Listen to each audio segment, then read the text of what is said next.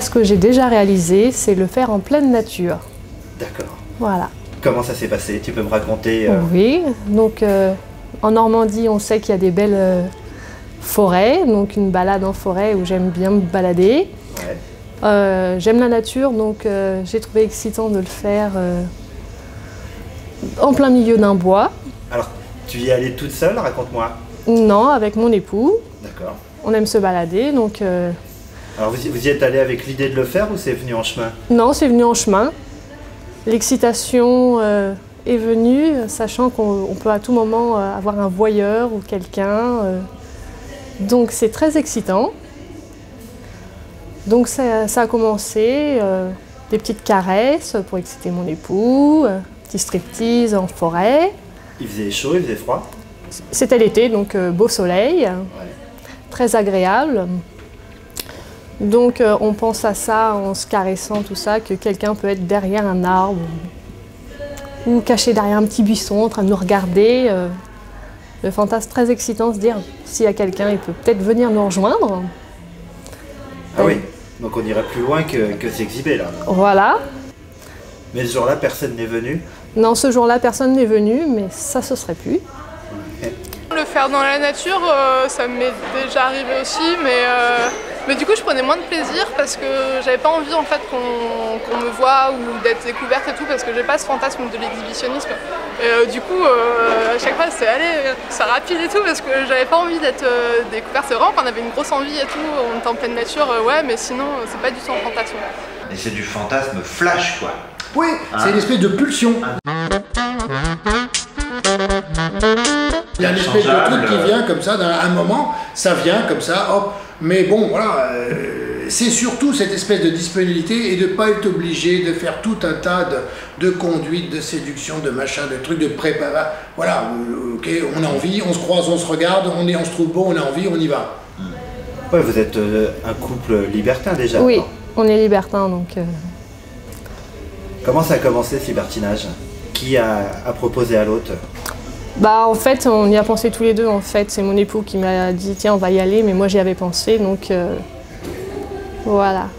Un jour, on avait vu une émission à la télé qui parlait de ça, et puis on s'est dit, bah pourquoi pas essayer, pousser les portes, voir comment c'est. Et quand on a poussé les portes, ça nous a plu parce que c'est très respectueux, c'est pas du tout comme on peut s'imaginer la luxure ou quoi que ce soit, donc chacun est libre de faire ce qu'il veut, de la façon dont il veut, donc voilà.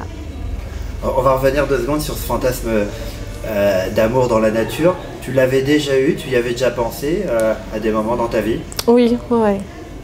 C'est pour ça que quand l'occasion s'est présentée... Tu te rappelles de la première fois où tu as pensé à ce fantasme de l'amour dans la nature?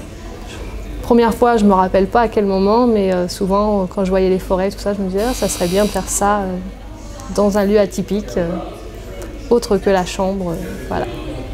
Est-ce qu'il y a un endroit comme ça que tu as en tête encore qui est un fantasme que tu nourris?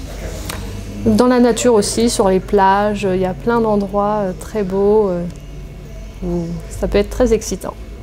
D'accord. Est-ce que... Pardon.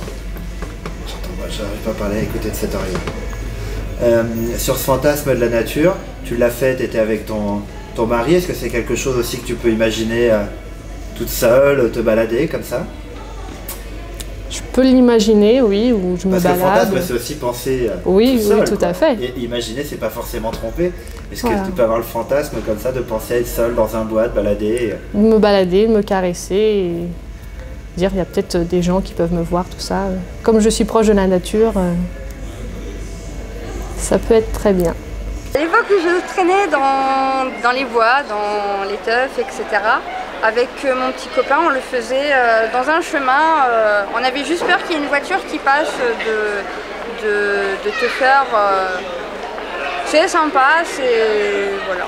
Effectivement, parfois il y a certains types de fantasmes. Imaginons, c'est une espèce de disponibilité. Imaginez par exemple, vous êtes à la plage, vous êtes tranquille sur la plage, à la limite, gamin, pas gamin, ils sont loin, ils jouent, et puis là vous avez une super femme qui est à 5 mètres de vous, qui a l'air, bon, s'ennuyer, enfin pas de s'ennuyer, mais bon, elle semble disponible en tout cas, et les regards se croisent et on imagine qu'il pourrait se passer des choses derrière dans la dune. Bon voilà, cette espèce de disponibilité de l'autre effectivement, peut créer une sorte de sentiment d'excitation. Parce qu'on a l'impression qu'au fond, c'est pas possible dans la vraie vie. C'est-à-dire, dans la vraie vie, ça se passerait jamais, un truc pareil. On se dit, elle ne va pas y aller derrière cette dune. Donc, au fond, là, quelque part, c'est cette espèce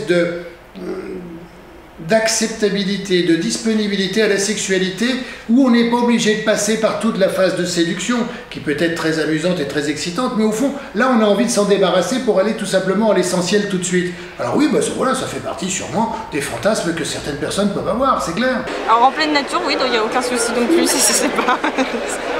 Qu'est-ce qui pourrait vous exciter comme lieu? Comme lieu,